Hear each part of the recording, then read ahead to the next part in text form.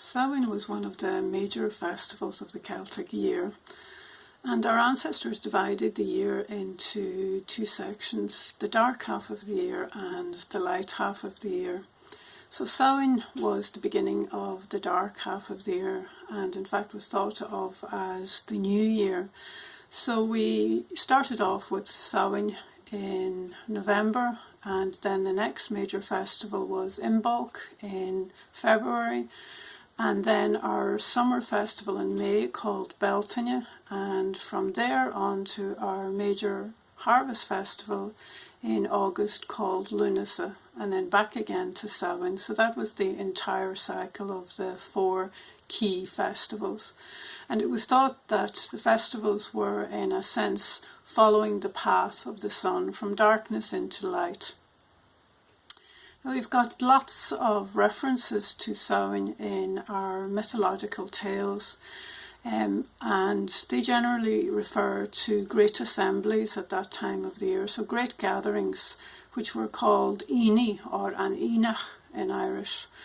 And it seems that local chieftains or rulers would gather people together to both honour the dead and give thanks for the crops and the harvests during the year.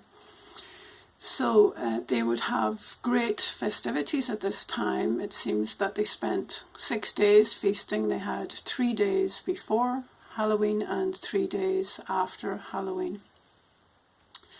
And there were some very important sites associated with Samhain. One of those was Awenwaha or Navan Fort. But probably one of the most important was a site called Tlachta in County Meath, and that's about 15 miles away from the Hill of Tara. And Tlachta is called the Hill of Ward today. And we've got accounts from the historian Geoffrey Keating from his History of Ireland, where he talks about Druids going to Tlachta or the Hill of Ward at Samhain and lighting a great fire and making sacrifices to the gods for good fortune for people, for animals and for crops in the coming year. And it seems that pilgrims went there on that day as well, and that earlier that day they quenched all the fires, so that all the fires in Ireland are said to have been put out, and people came and took an ember from the great fire at the Hill of Ward and brought that back to rekindle their own fires for good luck. And the animals that were sacrificed on that day, their bones were thrown into the fire, and it's thought that that's where the word bonfire or bonfire comes from. Now, there's another association between Samhain and the Hill of Tara. We have a site there called the Mound of Hostages, and it seems that the sun aligns with the entrance there at sunrise on Halloween or Samhain. So it's clear that these sites were very important and that the honouring of the dead was very important at this time of year. Everyone thinks of the otherworld and supernatural activity at Halloween or Samhain. And it was thought, of course, that this was the time of the year when the veil between this world and the other world was at its thinnest. And there was the idea that the normal rules were suspended and that chaos had returned. And people were quite fearful that the dead would walk the world again on this night. And they were also afraid that some of the spirits who would return would do them harm. So there are lots of practices to try and appease or please the spirits. And we've got lots of examples of those practices in our folklore collection. And the idea was to welcome the dead at Samhain. You prepared the house, you tidied the house, you lit a fire, and you prepared food. And generally the food that was provided was something like a big pot of bruching or mashed potato or kilcannon, and that was placed in the middle of the table. And a spoon was placed in the potato for every member of the family who had died. And if the head of the family had died, they might leave a pipe and some matches out if he wanted to have a smoke when he came back. In some houses, a bed was made up and the blankets were turned down in case a spirit wanted to have a rest. And the fire was lit and the house was swept. But on that night it was very important not to sweep the ashes out the door. The ashes were swept up towards the hearth, because there was an idea that some of the spirits travelled very low, and that in that way they could have a nice warm night by the fire, or there was a danger that you might sweep them out the door, and that would certainly bring bad luck. They also left some fresh water in the house so that anyone who came back could have a drink or wash themselves if they needed to. This practice of leaving food for the dead was common all over the world, and you see that if you travel in Far Eastern countries even up until this day. People were also worried about other visitors on Halloween night, and they were the wee folk or the fairies. So people in general didn't want to go out at all after dark at Halloween, and the only reason people, particularly people in country areas, would have gone out is if they had to get a priest or a midwife or a doctor to help someone who was sick. But if you did have to go out, people generally turned their jackets or their waistcoats inside out. And that was the idea that you could fool the fairies if you were out and that they might not recognise you. And of course we're still doing that today by wearing disguises, and we wear disguises so that bad spirits won't recognise us and do us any harm. There's also the idea that the worst time of the night to be out on Halloween night was between midnight and 2 o'clock in the morning, that was the most dangerous time of all. People were worried on that night that not only would they meet the wee folk, but that they might be abducted by the wee folk and brought off to the fairy fort. And if you were brought off to the fairy fort, of course, there were two rules. That one was that you couldn't speak when you were there, and the other one was that you could take no food or drink when you were there. And if you did either of those, you would never come back. Despite how lovely the music was and the dancing and the food and drink at the fairy fort, this was key to returning safely to this world. There was another solitary fairy that people were worried about at that time of the year as well, and that was the puka. And he's generally a shape-shifting fairy or otherworldly being, and he usually appears as a goat in Ireland, but could appear as a dog or a horse or some other kind of animal.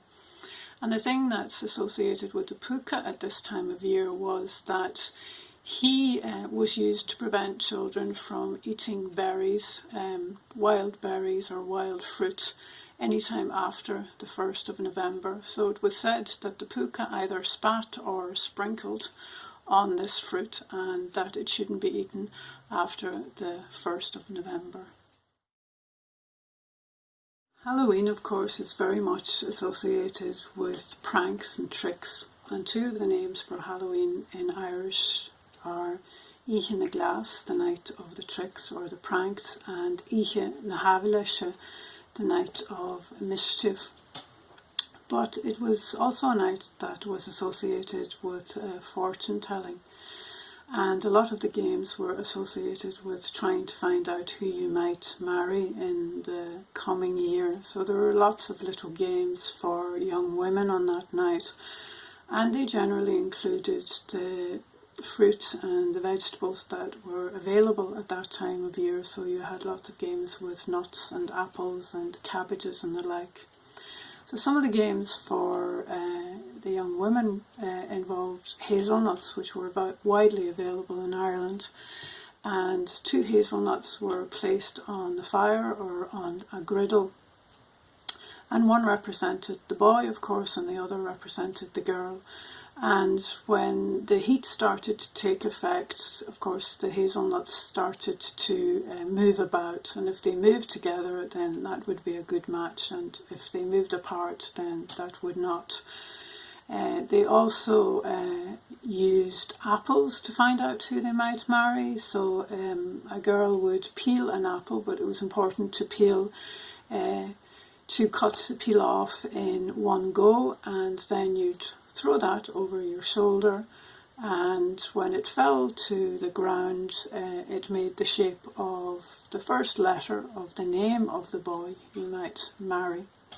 There were also other practices that were slightly more ghoulish, where young women were asked to sit in a darkened room with a candle in front of a mirror, and that just before midnight the face of their suitor would appear in the mirror.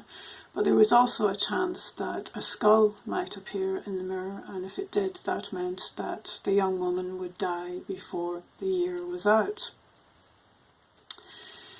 So boys were up to tricks on that night as well, and in general young men went out to do the pranking in the community, or certainly most of the pranking was associated with youth.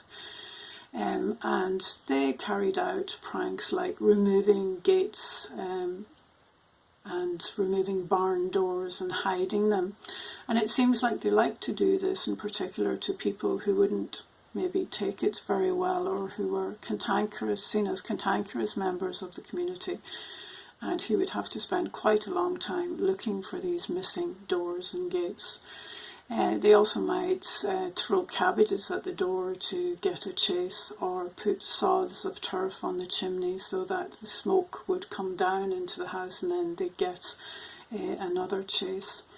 Now, quite a lot of these practices around Halloween were brought from Ireland over to the United States when people emigrated there, particularly after the famine.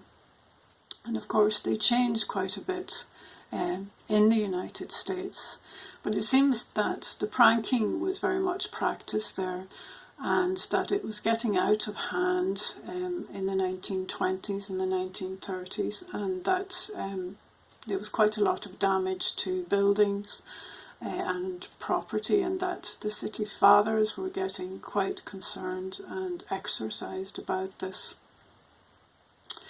So gradually the idea arose that people would provide treats in the home. So this was where the idea of trick or treat arose, and we think that that was first used sometime in the 1930s, so it's relatively recent. And there was also the development of big parades, again to try and keep young people on the straight and narrow. Now, one of the big symbols, of course, of Halloween in the US is the pumpkin.